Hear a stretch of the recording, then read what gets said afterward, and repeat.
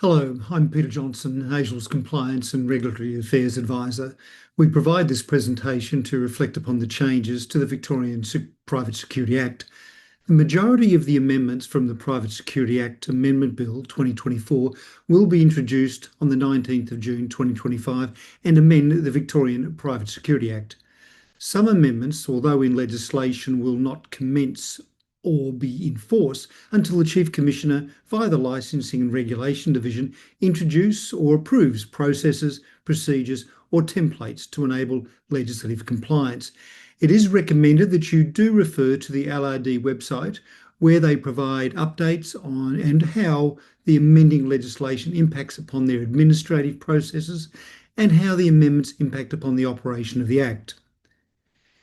The key changes effective on the 19th of June cover licensing with removal of business registrations and individual registrations, subcontracting with the introduction of the need for client approval and advice to a client, risk and safety with the introduction of a risk management plan and the client is required to provide, the introduction of refresher training, the need to provide a first aid certificate upon renewal of a security licence, and general areas of compliance, including an industry code of conduct.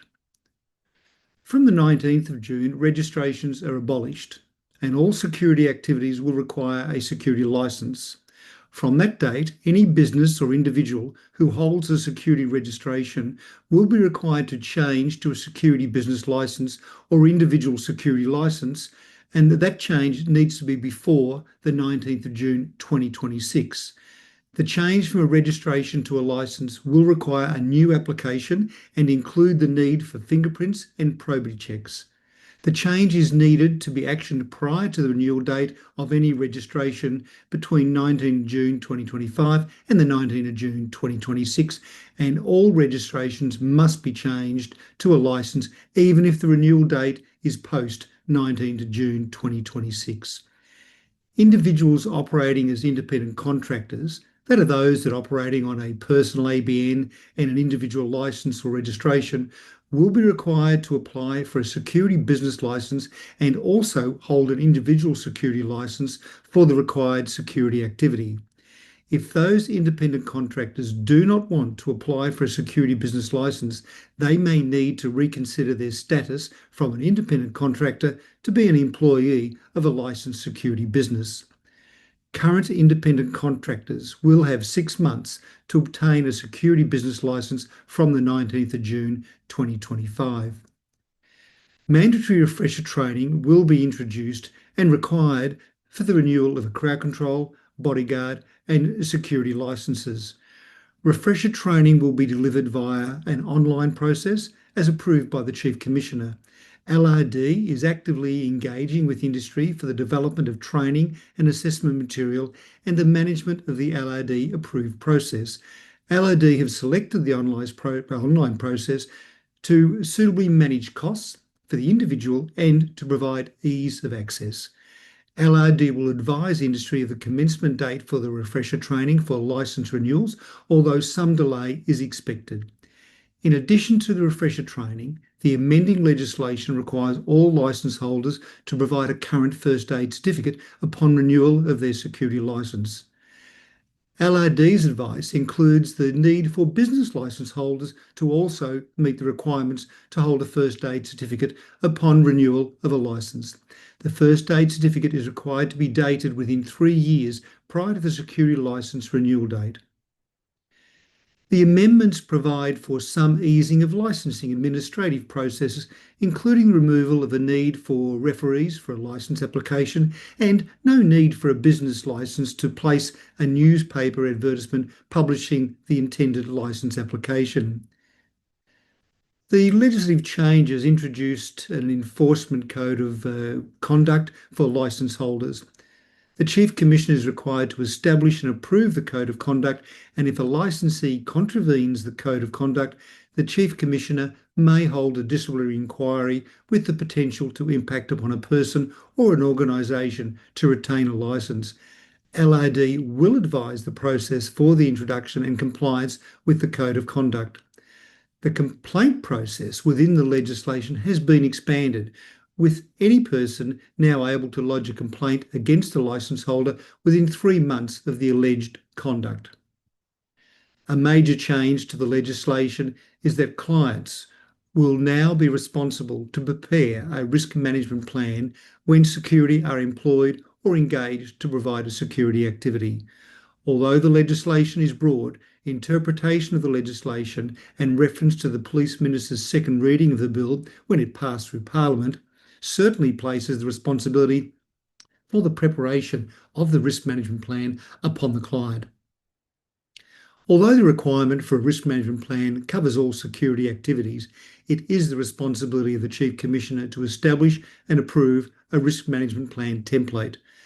Until a risk management plan template is approved by the Chief Commissioner, the legislation will not be applicable.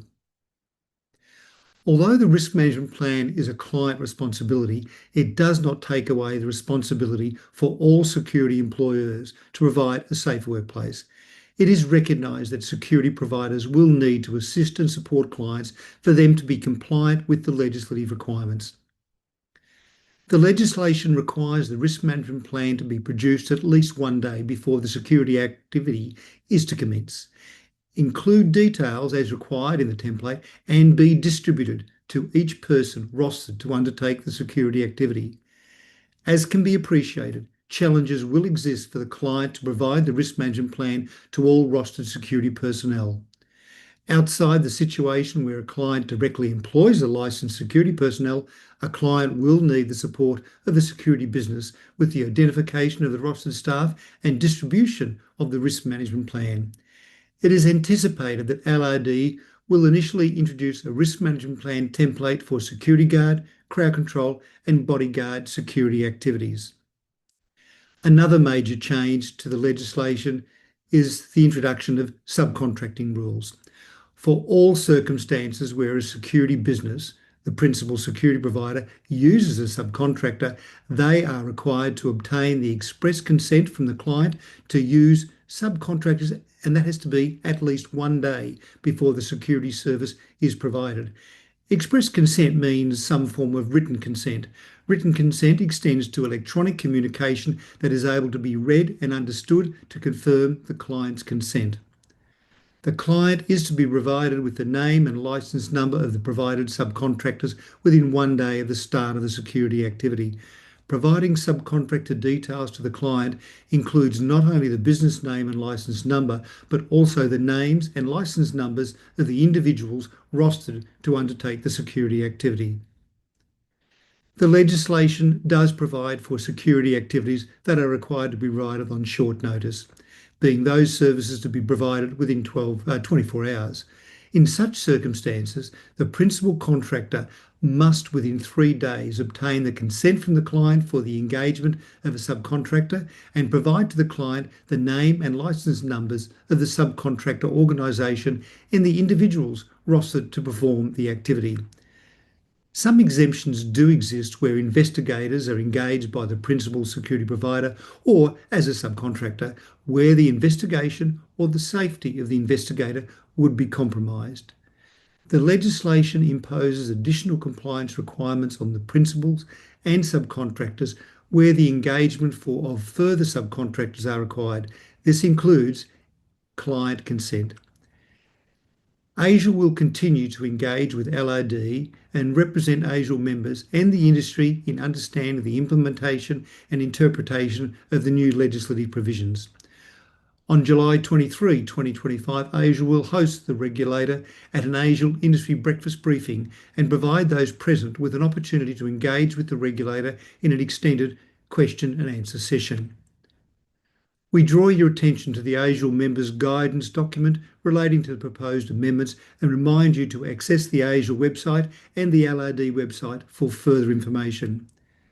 This presentation is not nor intended to be legal advice. The information is provided for security industry information, discussion, education, and comment.